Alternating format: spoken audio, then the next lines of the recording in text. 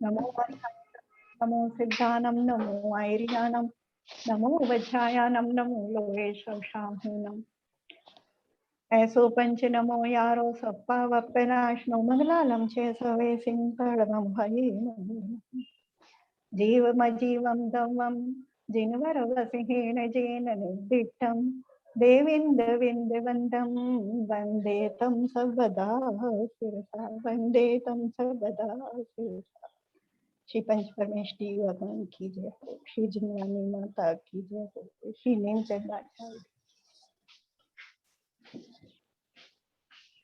व्रत द्रव्य संग्रह ग्रंथ चल रहा है अपना। नीमचंद्र आचार्य ने लिखा है, इसमें हमारा 5 गाथा हो गई है।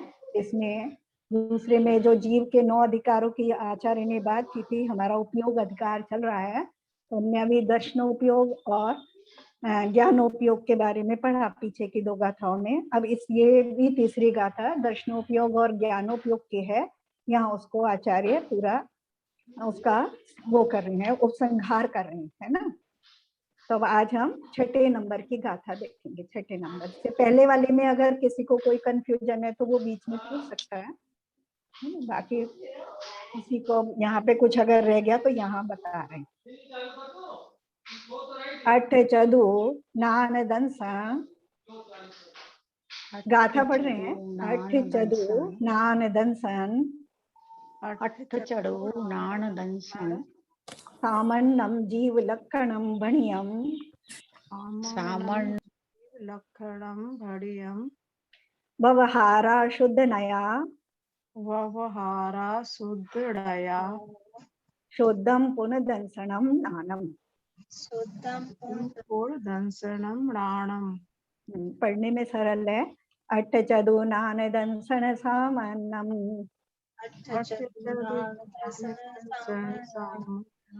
जीव लक्षणम बनियम, जीव लक्षणम भणियम, व्यवहारा शुद्ध नया, शुद्धम पुनर्दंसनम नानम। पुनर्दर्शनम नानम। पहले वाले जैसे शब्द हैं, बिल्कुल जैसे हम पढ़ा है पीछे।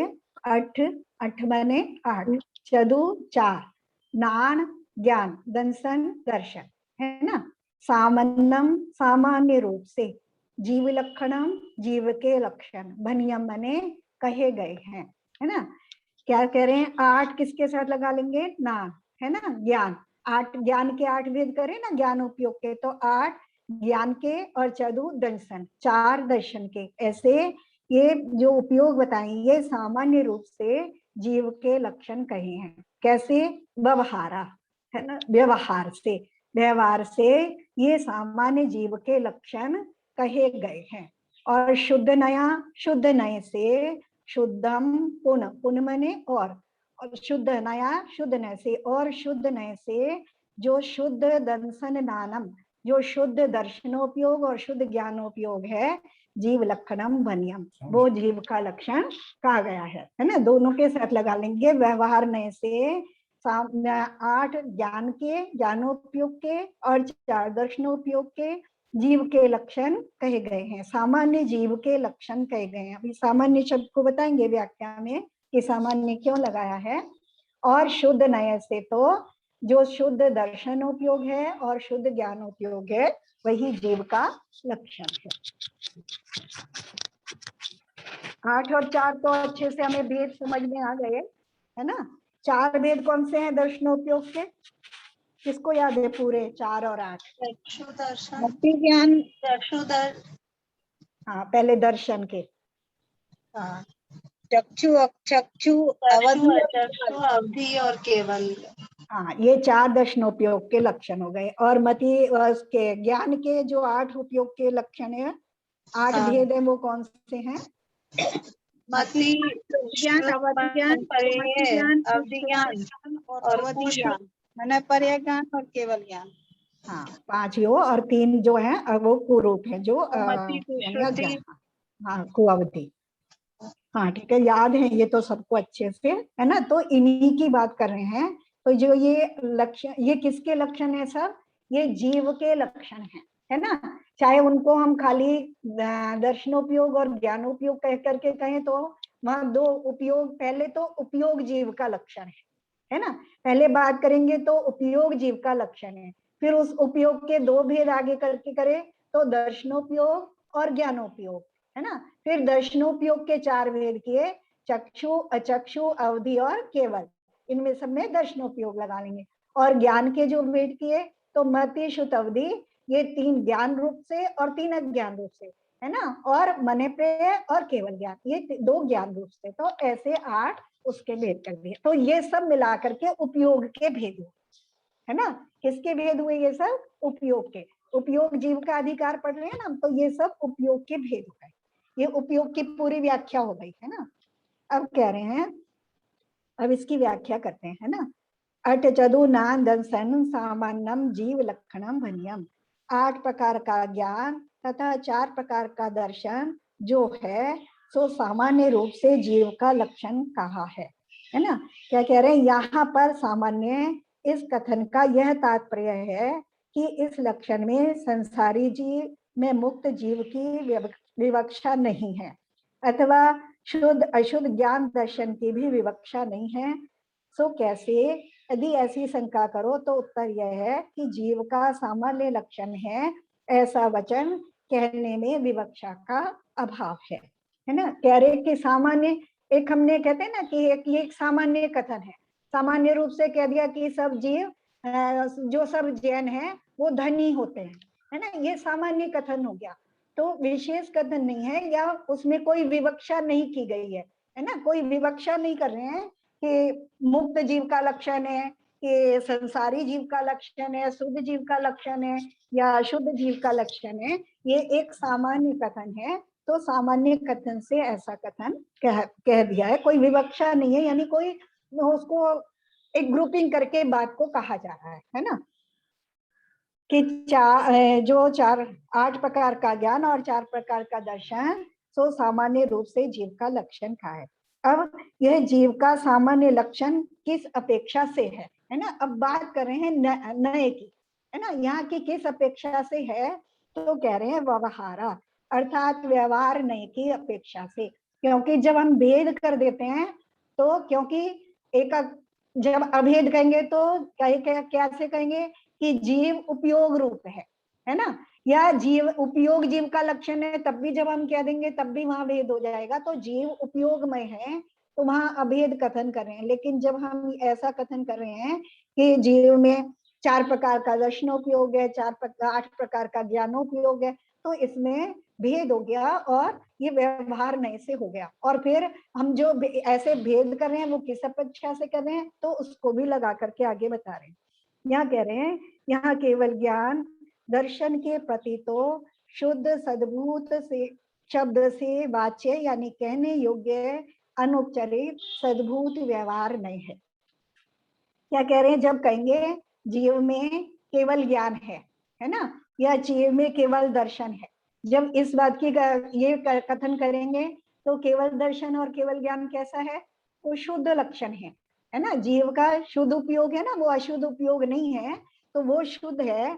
तो शुद्ध सद्भूत, और सद्भूत यानी जीव में ही उसकी सत्ता पाई जाती है। जैसे अग्नि में उष्णता उसका सद्भूतपना है, ऐसे ही जो केवल ज्ञान और केवल दर्शन है वो जीव में एक सत्ता रूप है, इस अपेक्षा से सद्भूत है ना। तो शुद्ध सद्भूत, सद्भूत शब्द से वाच्य है ना, जो केवल ज्ञान और केवल दर्शन कहा जा रहा है उसको किस अपेक्षा से कहा जा रहा है? शुद्ध सद्भूत की अपेक्षा से। वो कैसा हो गया? अनुपचारित सद्भूत व्यवहार। व्यवहार किस लिए है? क्योंकि उसमें भेद किया जा रहा है ना। अनुपचारित किस लिए है? क्योंकि उसके सद्भूत एक ही सत्ता है उसकी, और अनुपचारित उसमें कोई उपचार नहीं किया जा रहा है, किसी अपेक्षा से कथन नहीं किया जा रहा है, तो अनुपचारित और एक ही सत्ता रूप है, तो सद्भूत और भेद करके कहा जा रहा है, यानी जीव में और उसके दर्शनोपयोग और ज्ञानोपयोग को अलग करा जा रहा है, भेद करा जा रहा है, उसमें गुण और गुणी का भेद किया जा रहा है, तो वो व्यवहार। तो ये जो केवल ज्ञान जीव में केवल दर्शनोपयोग है, जीव में केवल ज्ञानोपयोग है, ये कौन से नए का कथन हो गया? अनुपचारित सद्भूत व्यवहार नए का कथन हो गया। और छदमस्त ज्ञान दर्शन की अपेक्षा से। तो छदमस्त हम सबको पता है ना, 12वें गुण स्थान तक के जीव छदमस्त कहलाते हैं। छदम मनी होता है आवरण, है ना। छदम कहते हैं ना, जैसे ये बहुत छदम पना करता है, यानी बाहर कुछ है और अंदर कुछ है, यानी अंदर कुछ ढका हुआ है, यानी जो आवरण से युक्त हो, जो आवरण में स्थित हो, उसे छदमस्त कहते हैं। तो जहां तक केवल ज्ञानावरण और दर्शनावरण का आवरण पाया जाता है, यानी 12वें गुण स्थान तक के जीव केवल ज्ञानावरण और दर्शनावरण की अपेक्षा से छदमस्त कहलाते हैं। आवरण में स्थित होने के कारण वो छदमस्त कहलाते हैं। तो छदमस्त ज्ञान दर्शन की अपेक्षा से, है ना, ज्ञान का भी आवरण है, दर्शन का भी आवरण है। वहां तक अशुद्ध सद्भूत शब्द से वाच्य, वहां तक किस जो कहा जाएगा ज्ञान और दर्शन को, वो अशुद्ध है ना, और लेकिन जीव में ही है उसका ज्ञान, चाहे अशुद्ध है चाहे शुद्ध है, उसकी सत्ता जीव में ही है, इस अपेक्षा से सद्भूत, है ना। और व्यवहार, है ना, उसमें भेद किया जा रहा है, वो व्यवहार, इस अपेक्षा से। तो उपचरित सद्भूत व्यवहार है ना, उपचार किया जा रहा है। कैसे उपचार किया जा रहा है? कर्मों के सापेक्ष उसमें उपचार किया जा रहा है ना, इस अपेक्षा से वो उपचरित सद्भूत व्यवहार है। तथा कुमति कोशोत व विभंग, इन तीनों में उपचरित असद्भूत व्यवहार नहीं है। क्या कह रहे हैं? यहाँ 5 ज्ञान की और दर्शनों की बात कर दी, तो वो क्या है? उपचरित सद्भूत व्यवहार नहीं है, अशुद्ध की बात कर रहे हैं। छदमस्त जीव के ज्ञानोपयोग और दर्शनोपयोग की बात कर रहे हैं, तो वो किसकी अपेक्षा से है? उपचरित सद्भूत व्यवहार नहीं की अपेक्षा से है। और जो कुमति कोशुत व विभंग, ये जो 3 अज्ञान, जिनको आचार्य ने बीच में कहा था, पीछे गाथा में अज्ञान रूप कहा था, या इनको हम कुम लगा करके कहते हैं, ये तीनों में उपचरित असद्भूत व्यवहार नहीं है ना। उपचरित है यानी उपचार किया जा रहा है, क्योंकि जीव मिथ्या दृष्टि है, इस अपेक्षा से उपचार करके ज्ञान में भी ये भेद किए जा रहे हैं। असद्भूत, लेकिन ज्ञान जो है वो ज्ञान रूपी है ना, उसमें कूपने की सत्ता नहीं है ना, उस अपेक्षा से असद्भुत व्यवहार नहीं का कथन है। अब आगे चलते हैं। शुद्ध नया शुद्धम पुनर्दंसनम नानम, और शुद्ध निश्चय नय से, है ना, शुद्ध निश्चय नय की बात कर रहे हैं। शुद्ध अखंड केवल ज्ञान तथा दर्शन, ये दोनों ही जीव के लक्षण है ना। जीव कैसा है? ज्ञानमय है, शुद्ध ज्ञानमय है, शुद्ध जीव है, वो ज्ञानमय है, दर्शनमय है, ये दोनों जीव के लक्षण हैं, क्योंकि इन्हीं लक्षणों से हम जीव को अन्य द्रव्यों से अलग करते हैं। और भी यहाँ ज्ञान दर्शन रूप उपयोग की विवक्षा में उपयोग शब्द से विवक्षित जो पदार्थ है ना, अब बता रहे हैं कि ज्ञानोपयोग दर्शनोपयोग, हम बार बार कह रहे हैं, हमें ज्ञान और दर्शन तो समझ में आता है, जो उपयोग शब्द को अब यहाँ बता रहे हैं कि उपयोग शब्द का क्या मतलब है ना। वैसे तो मैंने पहले भी तुम लोगों को बता दिया था, लेकिन अब यहाँ आचार्य के शब्दों में देख रहे हैं। उपयोग की विवक्षा में, यानी जहाँ उपयोग का हम वर्णन कर रहे हैं, उसकी विवक्षा मतलब उपयोग को ही हम कथन कर रहे हैं, उसी की विवक्षा कर रहे हैं, उसी का व्याख्या कर रहे हैं। तो उपयोग शब्द से विवक्षित जो पदार्थ है ना, उपयोग से हम जिसको लगा रहे हैं, जिसको मान रहे हैं, उस उपयोग का मतलब क्या है? उस पदार्थ के ज्ञान रूप वस्तु के ग्रहण रूप व्यवहार का ग्रहण किया जाता है ना। थोड़े शब्द उलझे हुए लग रहे हैं, लेकिन समझो, उस पदार्थ के ज्ञान रूप, उस पदार्थ के यानी उपयोग, जिसे हम उपयोग कह रहे हैं, उसका क्या मतलब है? ज्ञान रूप वस्तु के ग्रहण रूप, वस्तु को कैसे ग्रहण करता है? उपयोग जो है क्या कर रहा है? वस्तु को ग्रहण कर रहा है। कैसे ग्रहण कर रहा है? ज्ञान रूप से ग्रहण कर रहा है ना। वस्तु को ज्ञान और दर्शन रूप से जो ग्रहण करता है, क्योंकि वस्तु जीव के अंदर नहीं आती, हम जिस भी वस्तु को देख या जान रहे हैं, वो दर्शन और ज्ञान रूपी आ रही है, उसमें प्रवेश नहीं कर रही है।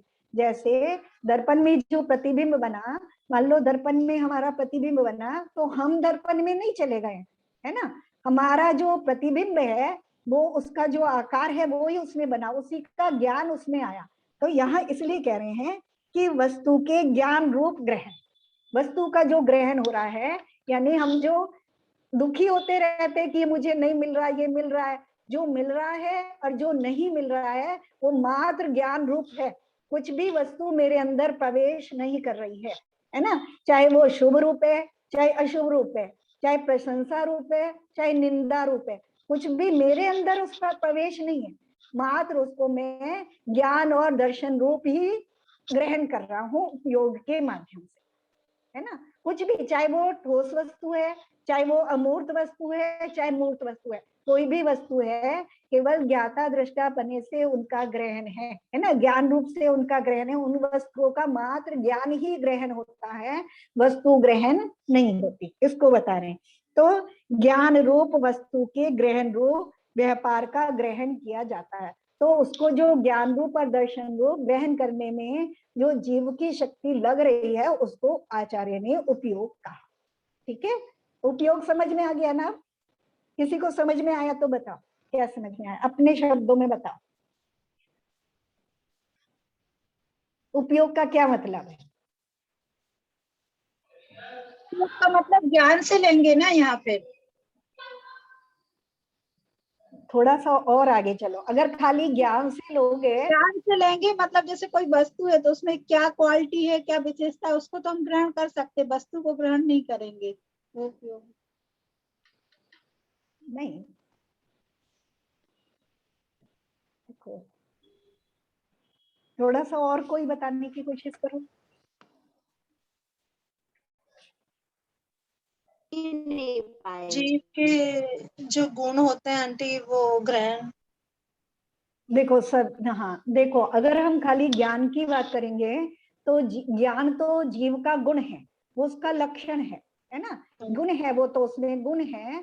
अब वो गुण किस प्रकार से काम कर रहा है ना, दोनों चीजें हैं। जैसे मान लो सूर्य में ऊष्मा और प्रकाश है, अगर वो खाली सूर्य में ही सीमित है ना, वो सूर्य में सीमित नहीं है, वो पूरे में फैल रही है और हम भी उससे, उसके द्वारा ग्रहण किए जा रहे हैं, हम उसके द्वारा गर्म हो रहे हैं, उसके ऊष्मा से हम गर्म हो रहे हैं, उसके प्रकाश से हम प्रकाशित हो रहे हैं, है ना। तो वो उसका जो उष्णता प्रकाशपना गुण है, वो जो सारे में फैल करके वस्तुओं को ग्रहण कर रहा है, यानी गर्म कर रहा है, प्रकाशित कर रहा है, तो वो उसका उपयोग हुआ। ठीक है, तो इस तरह से जीव में लगाओ, है ना। जो जीव का ज्ञान और दर्शन गुण है, वो जब जिस तरह से काम करता है, कैसे काम करता है, वस्तुओं को देखने और जानने रूप ग्रहण करता है ना, तो वो जिस माध्यम से वो ग्रहण करता है उसका नाम उपयोग है, उस शक्ति का नाम उपयोग है। गुणों के जो काम करने की जो शक्ति है उसका नाम उपयोग है। ज्ञान दर्शन रूप जो गुण है उनके माध्यम से जो बाकी द्रव्यों को ग्रहण कर रहा है तो वो उपयोग के माध्यम से ग्रहण करता है। स्वयं को भी ग्रहण करता है तो उपयोग के माध्यम से करता है, और परद्रव्यों को भी ग्रहण करता है तो उपयोग के माध्यम से करता है। ठीक है, समझ में तो आ गया, लेकिन बता नहीं पा रहे, हाँ ना। चलो आगे चलते हैं, आगे माध्यम हो गया ना, वो जिसके थ्रू हम ले रहे हैं वो माध्यम रूप हो गया एक तरह से उपयोग। हाँ, जिसके उपयोग हम ग्रहण कर रहे हैं मीन्स, तो वो एक तरह से माध्यम हो गया ना। हाँ हाँ बिल्कुल, जैसे मान लो दर्पण है ना, दर्पण है और दर्पण में स्वच्छता भी है, लेकिन उसमें प्रतिबिंब बने नहीं, हाँ है ना, तो उसका वो गुण उस रूप से काम नहीं कर रहा है ना। जैसे मान लो अभी हम जीव में लगाएं, जैसे एक इंद्रिय जीव है, एक इंद्रिय जीव है, तो उसका ज्ञानोपयोग और दर्शनोपयोग कैसे काम कर रहा है, वहां चक्षु दर्शन नहीं है ना, तो वो अचक्षु दर्शन, वो भी एक इंद्रिय के माध्यम से ही जितना ग्रहण कर सकता है।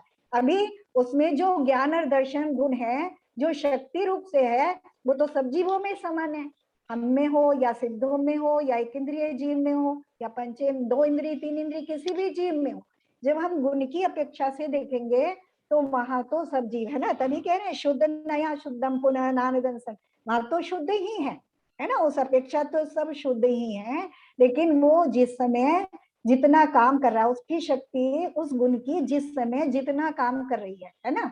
मान लो बल्ब लगा है हमारे घर में, 100 वाट का बल्ब लगा है ना, लेकिन पीछे से पावर कम आ रही है ना, पावर कम आ रही है तो वो कैसा चमक रहा है, 10 वाट जैसा चमक रहा है। ठीक है, और अगर पीछे से पावर ज्यादा आ रही है तो यानी जो उसकी अपनी योग्यता है या पावर पीछे से कितनी भी आ रही है वो 100 वाट जितनी ही रोशनी देगा, है ना।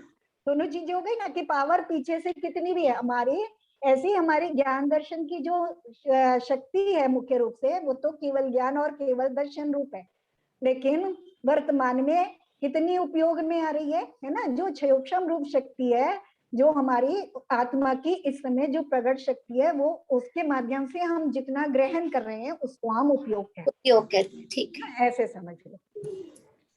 पूरा ग्रहण करने की जब शक्ति होगी तो वो केवल दर्शनोपयोग और केवल ज्ञान। बहन जी, उपयोग का अर्थ दो बार में होता है। एक उपयोग लगना किसी चीज में और एक उपयोग का प्रयोग, उसका उपयोग कर लेना, मतलब उसका ग्रहण कर लेना। तो यहाँ पर उपयोग का शब्द जो है ग्रहण करने से है क्या? हाँ देखो, यहाँ जो आचार्य कह रहे हैं उस पदार्थ के, यहाँ कह रहे देखो शब्द देखो आचार्य, यहाँ भी ज्ञान दर्शन रूप उपयोग की विवक्षा में, यानी ज्ञानोपयोग और दर्शनोपयोग की हम बात कर रहे हैं। तो वहां उपयोग शब्द से विवक्षित जो पदार्थ है, यानी उपयोग शब्द से किसको कहा जा रहा है, तो कह रहे हैं उस पदार्थ के ज्ञान रूप वस्तु के ग्रहण रूप व्यवहार। समझ गया। ग्रहण से ज्ञान वस्तु को जो ज्ञान रूप से ग्रहण किया जा रहा है, ग्रहण करने में जो उसका व्यापार हो रहा है, जो उसकी क्रिया हो रही है, उसको यहाँ उपयोग कहा जाता है ना। और आगे फिर बता रहे हैं, आपकी बात का जवाब दे रहे हैं। और शुभ अशुभ तथा शुद्ध इन तीनों उपयोगों की विवक्षा में, जब शुभ उपयोग अशुभ उपयोग और शुद्ध उपयोग की बात करेंगे तो उपयोग शब्द से शुभ अशुभ तथा शुद्ध भावना एक रूप अनुष्ठान जानना चाहिए कि वहां हमने ग्रहण तो कर लिया, वो तो उपयोग के माध्यम से, ज्ञानोपयोग और दर्शनोपयोग के माध्यम से ग्रहण किया। अब ग्रहण करने के बाद जो मेरे भाव हो रहे हैं, यानी परिणमन हो गया है ना, क्रिया हो गई, उसके बाद जो कार्य हो रहा है वो उसको शुभ अशुभ और शुद्ध की श्रेणी में रखा। ठीक है, वो दोनों जगह उपयोग का अर्थ जो है भिन्न भिन्न आ रहा है। हाँ, एक जगह वो क्रिया रूप हो रहा है और एक जगह वो कार्य रूप। बस यही समझने वाली चीज है, मेन चीज यही है। यहाँ पर सहज शुद्ध निर्विकार परमानंद रूप एक लक्षण का धारक साक्षात उपादेय भूत जो अक्षय सुख है ना। क्या कह रहे हैं? जो अक्षय सुख है। अक्षय सुख मतलब जो कभी क्षय नहीं होता, यानी जो शाश्वत है ना। एक एक शब्द को देखेंगे, जो कैसा है अक्षय सुख, जो शाश्वत सुख है वो हमारे लिए उपादेय है। और वो कैसा है? शुद्ध है, सहज है। सबसे पहले सहज है, यानी उसके लिए हमें किसी की आवश्यकता नहीं है ना, सहज है। दूसरे शुद्ध है, शुद्ध है यानी उसमें कुछ मिलावट नहीं है ना, उसमें कर्म इत्यादि मिले हुए नहीं है। निर्विकार है, जहाँ शुद्ध कर लगेंगे तो वहां द्रव्य कर्म की अपेक्षा से लगा लेंगे। और निर्विकार है यानी कोई विकार नहीं है, यानी कोई भाव कर्म नहीं है, यानी द्रव्य कर्म के निमित्त से उसमें कोई भाव कर्म राग द्वेष इत्यादि परिणाम नहीं हो रहे हैं। और कैसा है? परमानंद स्वरूप है। ऐसा एक लक्षण का धारक, किसके वो दिए विशेषण? अक्षय सुख के विशेषण दिए। जो उपादेय भूत है हमारे लिए, जो अक्षय सुख है, जो हमारे लिए उपादेय, जिस शाश्वत सुख के लिए हम ये सब पुरुषार्थ कर रहे हैं, वो शाश्वत सुख कैसा है? सहज है ना, यानी उसके लिए हमें किसी चीज की आवश्यकता नहीं है, वो मुझ में ही उपलब्ध है। शुद्ध है यानी द्रव्य कर्मों के मल से रहित है। निर्विकार है, भाव कर्मों के विकार से भी रहित है। और परम आनंद स्वरूप है। ऐसा लक्षण वाला जो और उपादेय भूत है, मेरे लिए वो सबसे अधिक महत्वपूर्ण है ना। ऐसा जो शाश्वत सुख है, उसके उपादान कारण होने से, उस ऐसे सुख को प्राप्त करने के लिए उपादान कारण क्या वस्तु है? केवल ज्ञान और केवल दर्शन, ये दोनों उपादेय है ना। क्योंकि केवल ज्ञान और केवल दर्शन जब हो जाता है तभी उस परमानंद सुख की प्राप्ति होती है। तो उपादान कारण हुआ केवल ज्ञान और केवल दर्शन, और कार्य हुआ अक्षय सुख की प्राप्ति। तो उस कारण से जब, क्योंकि जिस माध्यम से कार्य श्रेष्ठ होता है तो उस कार्य के जो मूल कारण होते हैं वो भी श्रेष्ठ होते हैं। तो उस कारण से केवल ज्ञान और केवल दर्शन भी उपादेय भूत है। इस प्रकार नैयायिक के प्रति गुण गुणी अर्थात ज्ञान और आत्मा इन दोनों का एकांत रूप से भेद के निराकरण के लिए उपयोग के व्याख्यान द्वारा 3 गाथा समाप्त हुई। क्या कह रहे अब यहाँ, अभी पहले बात करी उनमें नयों की अपेक्षा से, है ना, कि जो नए बताए गए हैं सामान्य से तो व्यवहार नए से जो दर्शन और ज्ञान है, 4 प्रकार का दर्शन 8 प्रकार का ज्ञान, वो सामान्य से जीव का लक्षण है। उसमें अगर हम केवल ज्ञान केवल दर्शन की बात करेंगे तो वो अनुपचरित सद्भूत व्यवहार नए से जीव का लक्षण है। जो क्षोभम वाले जो ज्ञान दर्शन है ना, जो बाकी केवल ज्ञान और केवल दर्शन को छोड़ दें, बाकी जितने दर्शनोपयोग और ज्ञानोपयोग हैं वो कैसे हैं, उसमें से भी हाँ चक्षु दर्शन अचक्षु दर्शन अवधि दर्शन है ना, और मति ज्ञान शुद्ध ज्ञान अवधि ज्ञान और मन प्रिय ज्ञान, ये 4, ये सब क्या है, ये उपचरित सद्भूत व्यवहार नहीं से जीव के लक्षण है। और कुमति कुशुत विभंग, ये तीनों उपचरित असद्भूत व्यवहार नहीं से जीव के लक्षण है। और शुद्ध नय से, जो शुद्ध निश्चय नय से जो अखंड केवल ज्ञान और केवल दर्शन है वो जीव का लक्षण है। ये हमारी नयों से बात हो गई।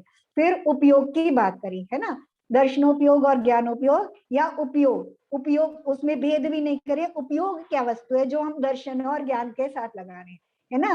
तो दर्शन और ज्ञान के माध्यम से आत्मा जो अन्य स्व और पर वस्तुओं का ज्ञान रूप व्यापार करती है, जो ज्ञान रूप वस्तुओं को ग्रहण करती है, उस क्रिया का नाम उपयोग है, उस शक्ति का नाम उपयोग है ना। और फिर उसके माध्यम से फिर जीव में जो शुभ और अशुभ और शुद्ध रूप परिणमन होता है उसको हम शुद्धोपयोग और यानी उन भावनाओं को, उस भावों को शुभ अशुभ और शुद्ध में उपयोग से कहते हैं, है ना।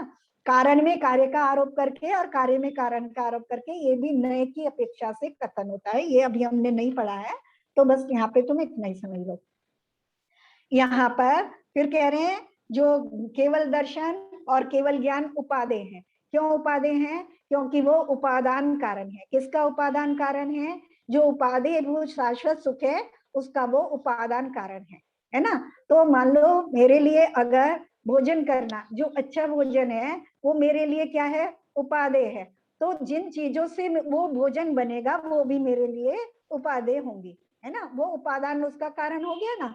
तो इसी तरह से जो केवल ज्ञान केवल दर्शन है, क्योंकि उसके माध्यम से ऐसे शाश्वत परमानंद रूप सुख की प्राप्ति होती है, इसलिए वो उपादान उपादेय है। और फिर कह रहे अब यहाँ मतानुसार बात कर रहे हैं, है ना। पीछे जो मत बता करके आए हैं, तो एक नैयायिक नाम का जो मत है वो ये मानता है कि ज्ञान जीव में नहीं होता, अन्य वस्तुओं में होता है ना। जैसे जब हम किताब को देखेंगे तो किताब से हमारे अंदर ज्ञान आता है, जो किताब का ज्ञान आया वो मुझ में से नहीं आया, किताब में से आया, ऐसा नैयायिक मत मानता है ना। वो क्या कहते हैं? गुण गुणी अर्थात ज्ञान और आत्मा इन दोनों का एकांत रूप से भेद के निराकरण के लिए, यानी अनेकांत लगाएंगे तो किसी अपेक्षा से भेद है, लेकिन एकांत से अगर हम कहेंगे कि नहीं दोनों में भेद ही है, ऐसा नहीं है, किसी अपेक्षा से भेद है ना। अपना तो अनेकांत लगाते हैं, किसी अपेक्षा से दोनों एक है। जैसे हम कहेंगे कि आत्मा और ज्ञान, है ना, क्षेत्र की अपेक्षा से तो एक है ना, दोनों के प्रदेश एक ही है ना, उस अपेक्षा से एक है। और द्रव्य की अपेक्षा से एक है, लेकिन जब हम उसमें द्रव्य और गुण करके कथन करेंगे तो उसमें भेद हो जाएगा, यानी संज्ञा लक्षण प्रयोजन इनकी अपेक्षा से भेद हो जाता है, तो उस अपेक्षा से भेद है। और अगर ये हम इस अपेक्षाएं नहीं लगाएंगे तो उसमें भेद नहीं है, जीव भी वही है ज्ञान भी वही है।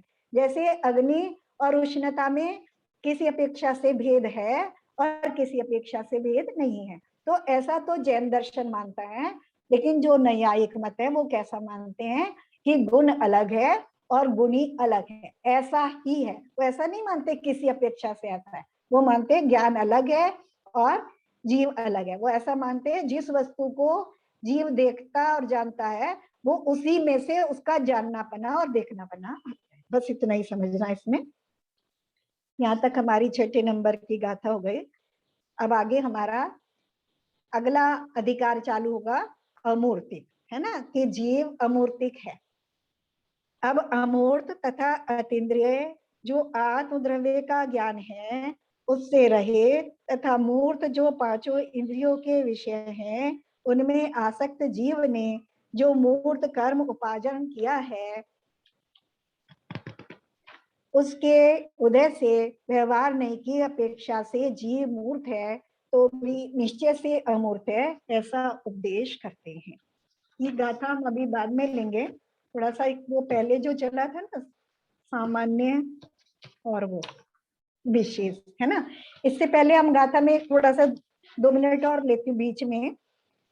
जो हमने पढ़ा था कि जो भी द्रव्य हैं सभी द्रव्य सामान्य और विशेष रूप होते हैं, है ना, क्योंकि दर्शनोपयोग में हम पढ़ के आए थे कि दर्शनोपयोग द्रव्य की सामान्य सत्ता को ग्रहण करता है और जो ज्ञानोपयोग है वो उसके विशेष को ग्रहण करता है ना। तो थोड़ा आचार्य के शब्दों में देखते हैं सामान्य और विशेष का मतलब क्या है। सामान्य विशेषात्मक पदार्थ प्रमाण का विषय है। तिर्यक सामान्य और ऊर्ध्वता सामान्य के भेद से सामान्य 2 प्रकार का है, अर्थात सदृश अर्थात सामान्य परिणाम को तिर्यक सामान्य कहते हैं, है ना। जैसे खंडी मुंडी आदि गायों में गोपना समान रूप से है। जो सामान्य है उसके आचार्य ने 2 भेद किए, है ना।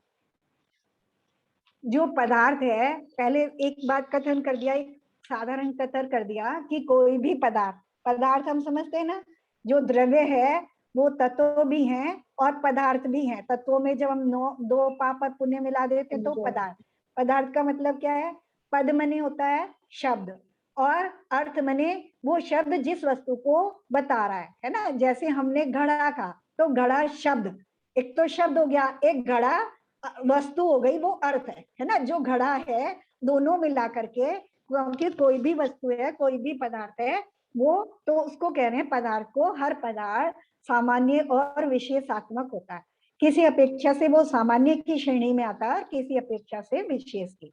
अब कह रहे हैं सामान्य भी जो है वो 2 प्रकार का होता है ना। सामान्य बहुत बार आएगा ना इसमें कि जो दर्शन है वो सामान्य को जानता है। हमने अपना जाना कि हमारे अंदर दर्शन है, ज्ञान है, ये हमारे लक्षण है, वो हमारा दर्शनोपयोग है, ये ज्ञान और दर्शनोपयोग के माध्यम से हम वस्तु को ग्रहण कर रहे हैं। तो हमने फिर ये जाना कि हम दर्शनोपयोग से सामान्य को ग्रहण करते हैं और ज्ञानोपयोग से विशेष को ग्रहण करते हैं। अब सामान्य क्या है और विशेष क्या है, थोड़ा सा बस ये समझ रहे हैं। तो सामान्य 2 प्रकार का होता है, एक तिर्यक सामान्य, एक ऊर्ध्वता सामान्य, है ना। ये हमारे अपने ग्रंथों के हिसाब से नाम है तो हम समझ लेंगे। तिर्यक सामान्य किसे कहते हैं, यानी सदृश अर्थात सामान्य परिणाम को तिर्यक सामान्य कहते हैं। जैसे हमने गाय शब्द कहा, है ना, गाय शब्द का अब उसमें सब तरह की गाय आ गई, है ना, चाहे वो देसी गाय हो चाहे कोई विशेष प्रकार की गाय हो। तो जहां सब तरह की गायों के लिए हमने एक ही गाय पना, जो उनमें गाय पना है वो सामान्य है। कितनी भी प्रकार की, या हमने पशु कहा तो उसमें सब प्रकार के पशु आ गए, है ना, चाहे गाय है, भैंस है, ऊंट है, घोड़ा है, कुत्ता बिल्ली है। जब हमने पशु शब्द कहा तो उसमें सब प्रकार के आ गए, तो इसको तिर्यक सामान्य कहते हैं। यानी जहां सब उपस्थित है, एक साथ उपस्थित है और सब में हम किसी अपेक्षा से समान पन्ना देख रहे हैं, सब चीजें एक साथ उपस्थित है, वहां तिर्यक में ये हो गया है ना कि गोपना समान रूप से रहता है। और फिर दूसरा बता रहे हैं कि ऊर्ध्वता सामान्य क्या है, पूर्व और उत्तर पर्यायों में रहने वाले द्रव्य को ऊर्ध्वता सामान्य कहते हैं। जैसे स्थास, कोष, कुशूल आदि घट की पर्यायों में मिट्टी रहती है। मतलब फिर ये तो था, क्या था, ये सब एक साथ है। जहां हम उन्हें सामान्य कह रहे हैं, किसी अपेक्षा से उन्हें सामान्य कह रहे हैं, वो एक साथ है। और एक होता है कि क्रम से एक ही वस्तु में जो क्रम से अलग अलग पर्याय हो रही हैं उनको ऊर्ध्वता सामान्य कहते हैं। जैसे पहले हम बच्चे थे, है ना, फिर हम जवान हुए, फिर बूढ़े हुए, है ना। तो ऐसे जो एक ही वस्तु में क्रम से काल का परिणमन जहां हो रहा है, जहां हम क्षेत्र की अपेक्षा से बात कर रहे हैं, वस्तुएं हमें सामान्य रूप से नजर आ रही हैं, एक ही रूप से हम उनको देख रहे हैं, तो वो क्या हो गया, वो तिर्यक सामान्य हो गया। और जहां हम क्रम से वस्तु को, एक ही वस्तु को ऊपर ऊपर क्रम से देख रहे हैं कि वो एक ही है, बचपन में भी मैं ही थी, युवावस्था में भी मैं ही थी, वृद्धावस्था में भी मैं ही हूँ। सब अवस्थाओं में हम उसे सामान्य रूप से देख रहे हैं। जैसे यहाँ इन्होंने घड़े वाला उदाहरण लिया है ना, जैसे स्तास, कोशुल आदि घट की पर्यायों में, यानी जो घड़ा है पहले वो एक सामान्य धूल जैसी मिट्टी थी, फिर उसका वो बना, उसका वो लोधा बना, है ना, फिर उसका थोड़ा सा आकार बना, फिर पूरा पक के घड़ा तैयार। उन सब में जो मिट्टी है वो सामान्य, ठीक है।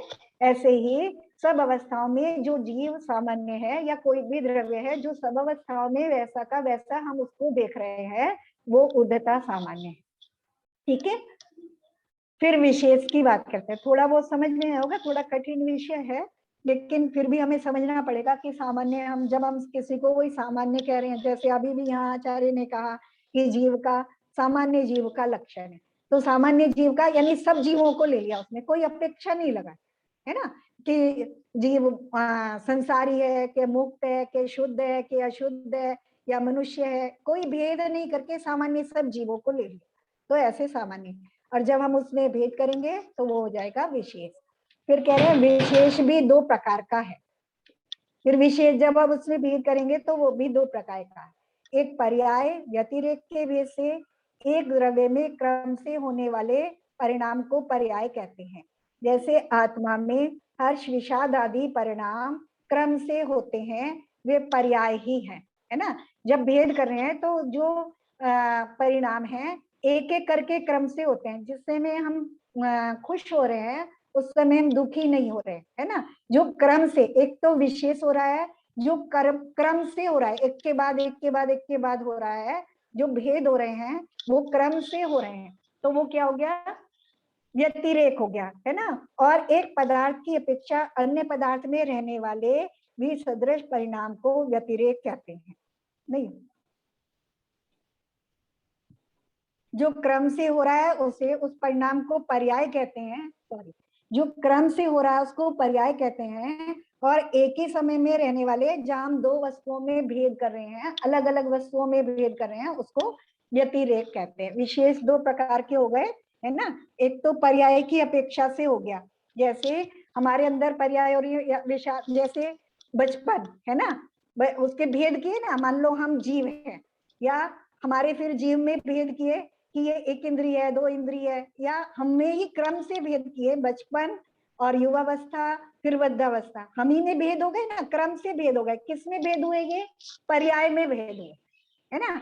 ये पर्याय की अपेक्षा से भेद हुए, तो इसको पर्याय की अपेक्षा से वो कहते हैं, पर्याय कहते हैं इसको। और जो व्यतिरेक कहते हैं कि व्यतिरेक, जैसे पशु, हमने कहा था पशु तो सामान्य हो गया, ठीक है। अब पशु में हमने भेद किया, पशु क्या है, तिर्यक सामान्य है। फिर उसमें हमने भेद किया कि ये गाय है, ये भैंस है, ये ऊंट है ना, तो इनको हम व्यतिरेक कहते हैं, इसको व्यतिरेक कहा जाता है। बस ज्यादा नहीं, थोड़ा सा समझ लो, आगे जब कोई उस तरह का विषय आएगा तब हम वहां पे इसको लेंगे कि सामान्य और विशेष का, यहाँ किस अपेक्षा से सामान्य कहा जा रहा है, किस अपेक्षा से विशेष कहा जा रहा है। चलें, यहाँ तक अगर किसी को कुछ क्वेश्चन आ रहा है तो पूछो, नहीं तो फिर अगली गाथा शुरू करते हैं।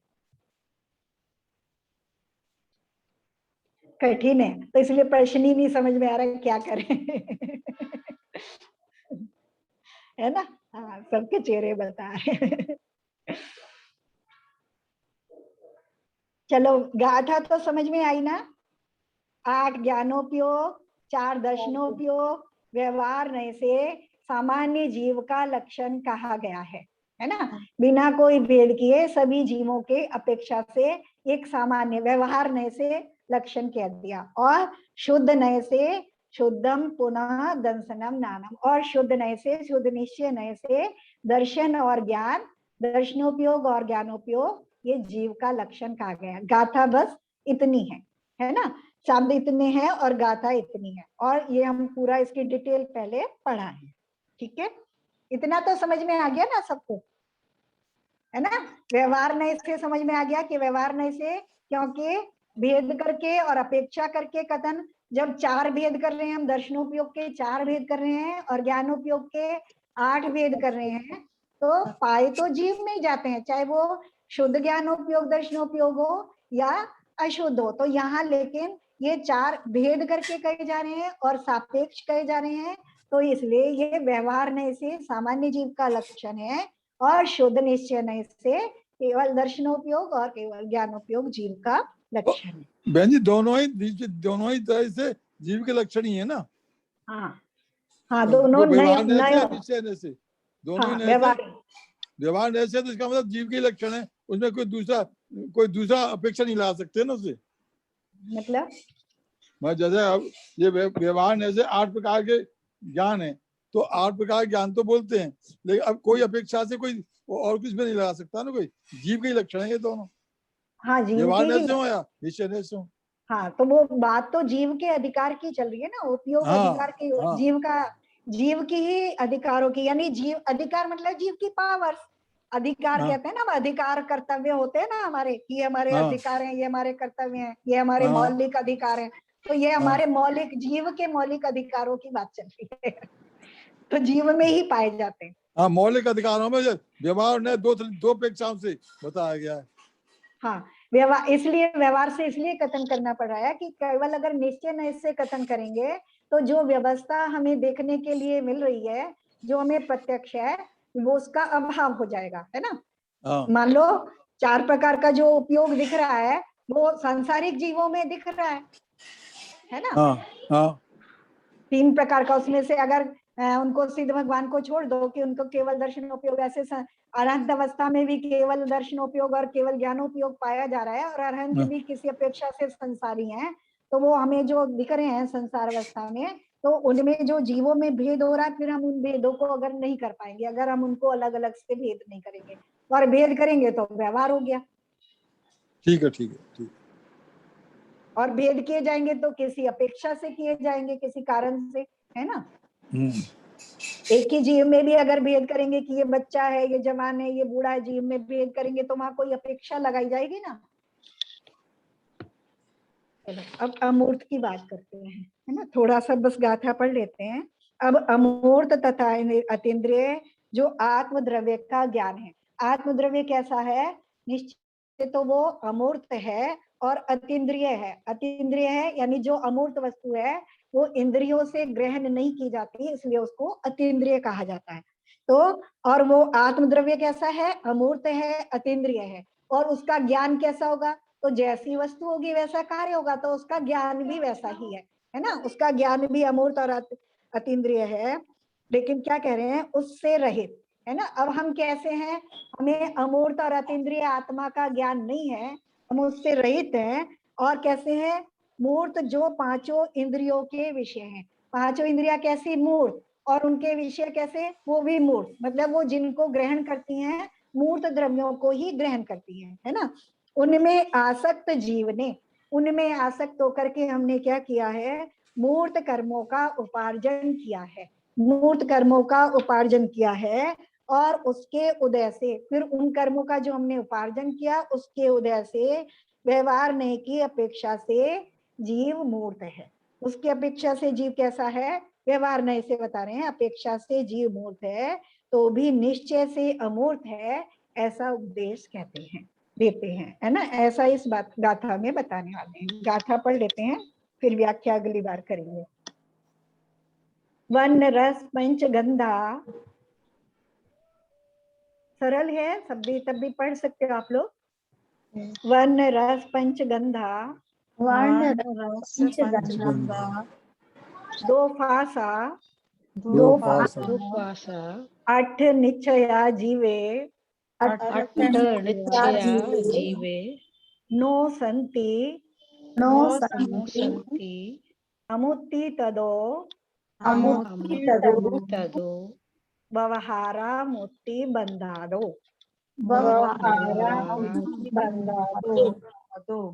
वर्ण रस पंच गंधा, 2 फासा 8 निश्चया जीवे, 9 संति अमुत्ति तदो, व्यवहारा मुक्ति बंधादो।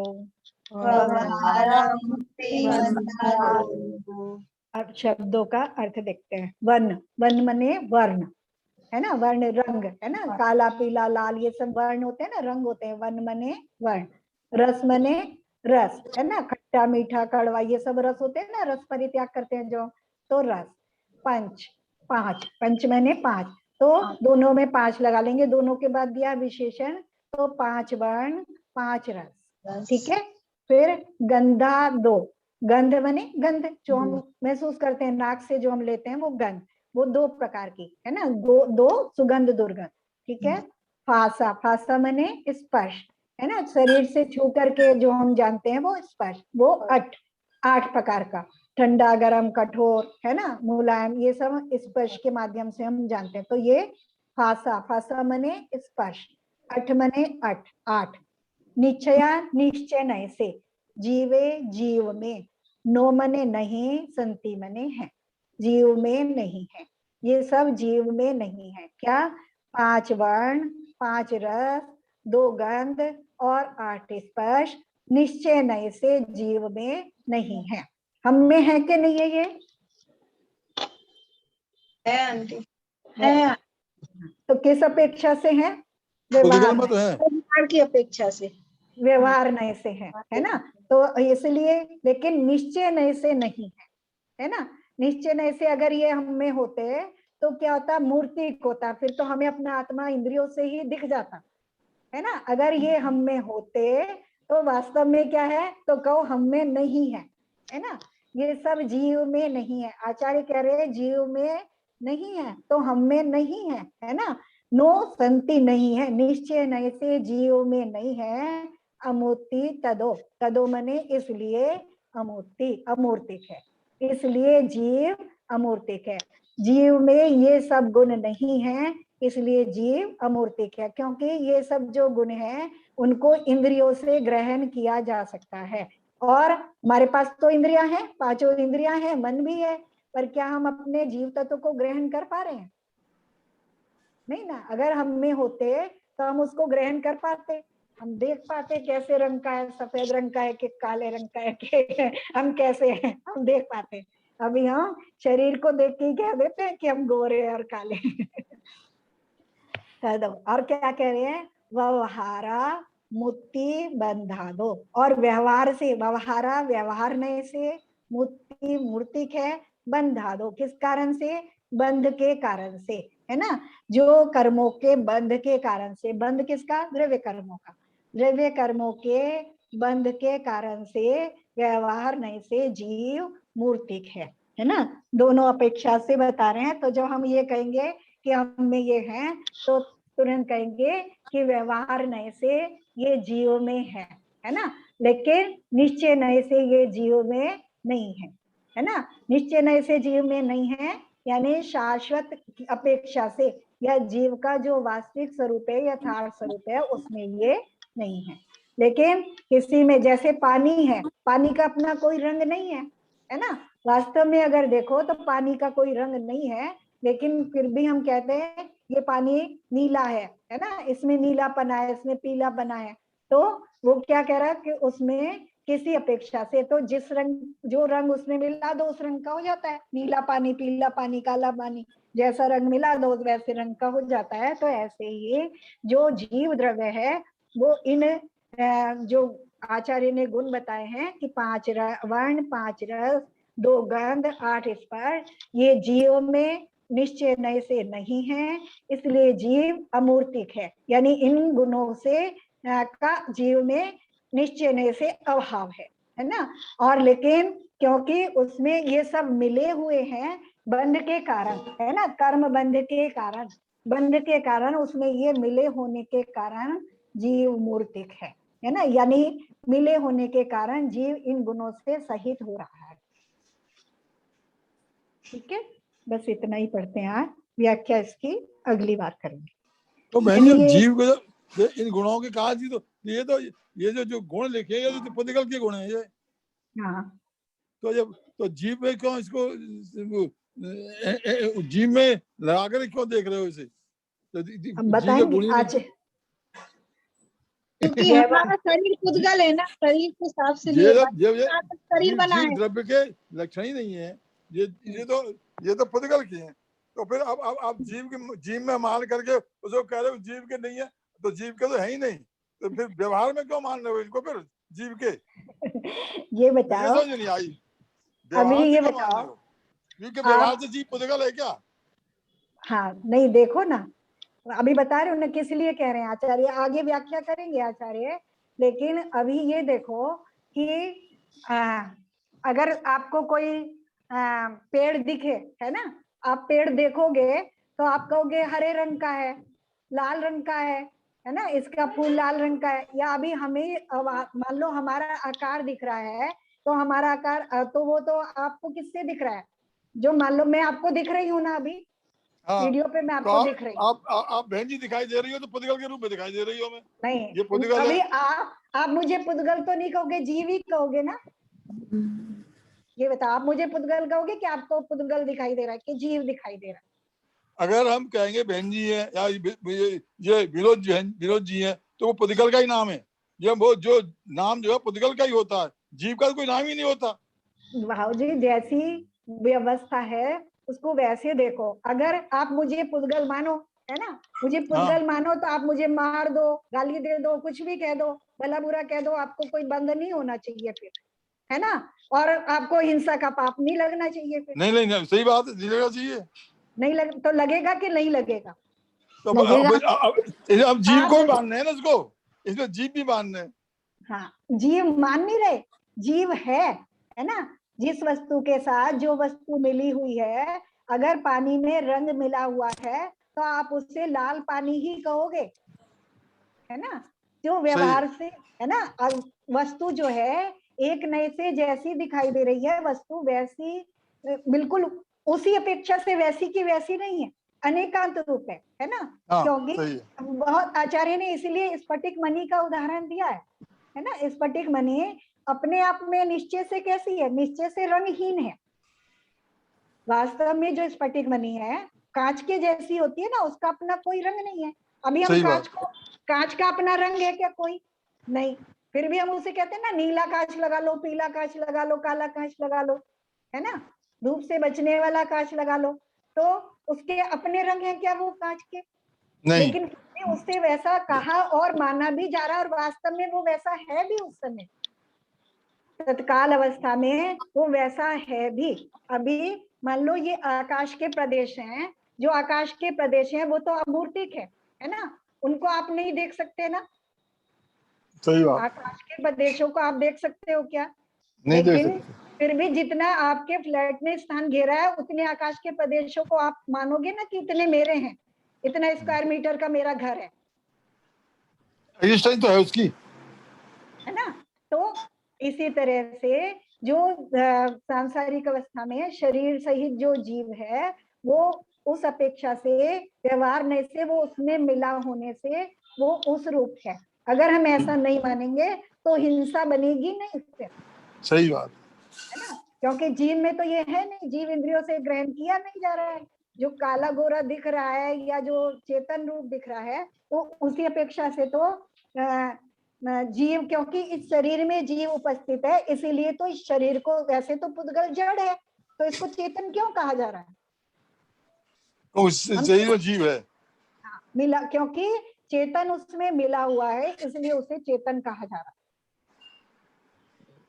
और यदि ऐसा नहीं मानेंगे तो फिर हम कोई पुरुषार्थ भी नहीं करेंगे, फिर तो हम सोचेंगे तो और जो जड़ वस्तु है, मान लो एक किताब है, एक मेज है, कॉपी है ना, उससे आप चेतन कहोगे क्या?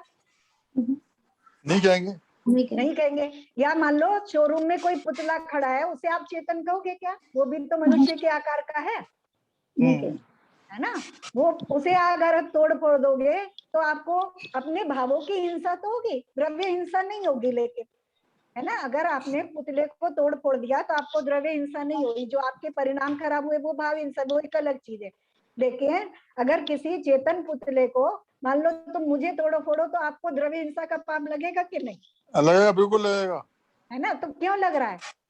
तो आप शरीर को ही तो तोड़ रहे फोड़ रहे हो, चेतन को थोड़ी तोड़ रहे फोड़। आप जीव आपके अंदर है, आपकी चेतना वगैरह है ना, इसलिए।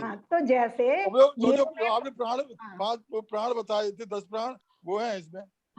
उसी तरह से जैसे पुद्गल में जीव जब एक चेतन अवगाह रूप से मिला हुआ है, उस अपेक्षा से जीव चेतन है, उसमें प्राण पाए जाते हैं। उसी तरह से जब जीव में ये पुद्गल द्रव्य मिला हुआ है तो उसी अपेक्षा से बिल्कुल सेम उसी तरह से जीव में ये सब है, उसी अपेक्षा से जीव मूर्तिक है इन सब के मिला होने। मतलब व्यवहार से मूर्ति का और निश्चय से अमूर्ति का। निश्चय से तो जैसा है वैसा है। सही बात। अच्छा बहन जी, शिक्षक दिवस के दिन मेरी कोई टिप्पणी नहीं है, मैं आपको सशक्त नमन करता हूँ और आपका जो मार्गदर्शन मिल रहा है उसके लिए बहुत बहुत आभार प्रकट करता हूँ। मैं अब क्या कहूँगा जी, जो अपने लिए जो हम ग्रहण कर रहे हैं, जो ग्रहण कर रहा है वो स्वयं अपनी योग्यता से कर रहा है ना। उसमें तो आचार्य पहले हमने स्तोपदेश पढ़ा था तो हमारे सब जितने सब हम साथ में बैठे सबको पता है कि निश्चय से तो आत्मा ही आत्मा का गुरु है ना, क्योंकि वो ही अपने आप को लगा रहा है। बहन जी अभी आप बता के चुकी हो, संसार में जब तक है तब तक ये जो बात है ये इसको झुठलाया नहीं जा सकता। व्यवहार नहीं से भी बाबूजी, जब हम व्यवहार नहीं से भी तब होता है। जैसे अभी मैंने एक पुतले का अपना उदाहरण दिया, तो व्यवहार नहीं से भी पुतला जीव नहीं है ना। जैसे व्यवहार नहीं से पुतला जीव नहीं है, तो व्यवहार नहीं से भी जब तक मान लो हमें गुरुओं ने जो कुछ बताया या मैंने आपको जो कुछ बताया, जब तक वो हमारे अंदर प्रवेश नहीं हुआ तब तक तो हम गुरु हैं ही नहीं। नहीं, ये तो मानता हूँ, जब तक हमने ग्रहण नहीं किया। नहीं बिल्कुल सही है। जब तक आपकी शिक्षा आपके द्वारा उद्बोधन को हम आत्मसात नहीं करेंगे तब तक आपके तो जब तक और हमारे भाव बने ही नहीं गुरु के। और मैं अपने से कुछ बचाने की योग्यता मेरी अभी नहीं है, क्योंकि मेरा सूक्ष्म ज्ञान भी आप लोगों जैसा ही है। लेकिन मैं जो समझ के रही हूँ या बता रही हूँ, तो जो मुझे गुरुओं ने बताया, सर्वज्ञ देव की वाणी है, उनके आधार से जो गुरुओं ने कहा वैसा ही हम समझ रहे हैं। उसमें भी कितना तो उन्होंने समझ के बताया और कितना फिर हम आगे समझ रहे हैं, है ना, वो भी उसमें डिपेंड करता है। बहन जी आध्यात्मिक दृष्टि से देखेंगे तो वो गुरु भी जिनवाणी को ही बोलते हैं, वो भी अपनी जेब अपने मन से कुछ नहीं बोलता कोई भी। और अगर अपने मन से बोलेंगे तो गुरु हो चाहे, और केवल जो दिव्य ध्वनि में जो वाणी खिली है वही मूल है, वही। तो इसलिए मुख्य रूप से तो जिनवानी हमारी गुरु है। जिनवानी हमारी गुरु है।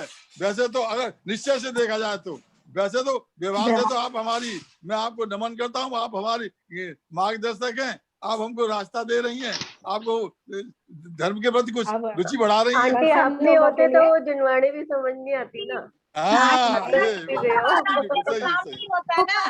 उपादान तो आंटी ही है हमारी।